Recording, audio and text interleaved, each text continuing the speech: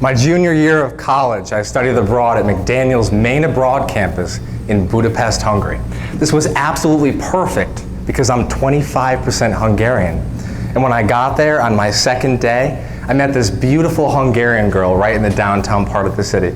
And the reason I'm telling you this is because I didn't have a girlfriend in high school.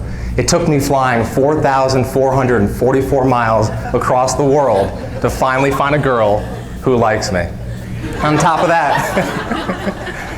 that, you can see me wearing this baseball uniform. I played for a Hungarian baseball team called the Aired Arrows, met a bunch of fantastic guys living the dream.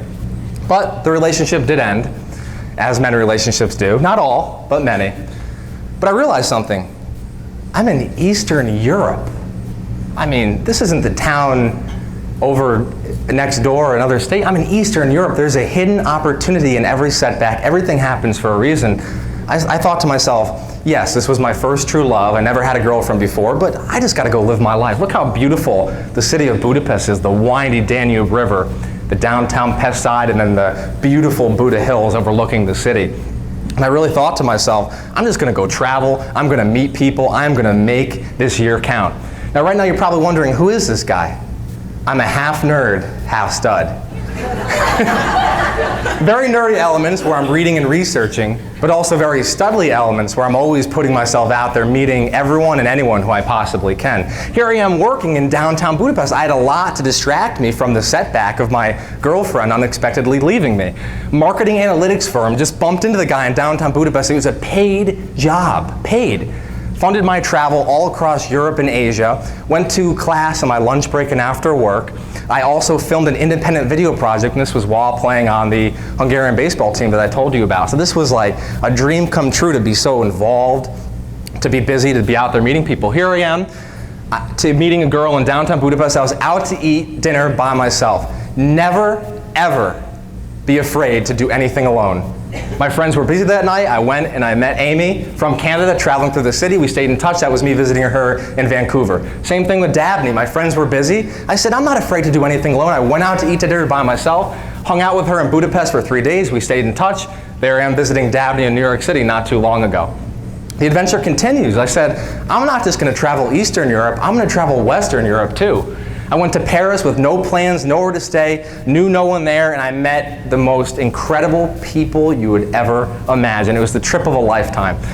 After that, while continuing my magical adventure backpacking around Europe, I went to visit Mary in Istanbul, Turkey. And I just bumped into this guy in downtown Budapest. And that was really the story of my entire year abroad. Just serendipity out the wazoo. I'm skeptical of this happening, but I lived it. I get back home, one of my best friends, Nick Urso, said to me, Jeff, you got to write a book about this. These are not normal stories. I thought they were normal because they happened every single day for the entire year I was out in Europe. It's actually pretty serendipitous, so I wrote a book about it.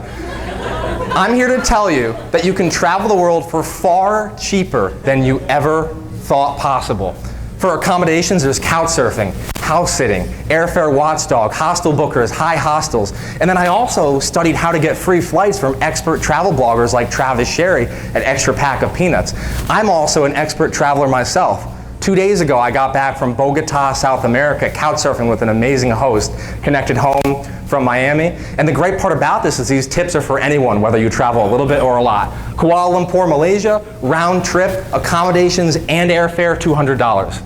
Here I am speaking, you'll see on the next slide, in Kuala Lumpur, Malaysia. It was a semi-final public speaking competition, speaking in front of 1,000 people at the age of 25. I just turned 25.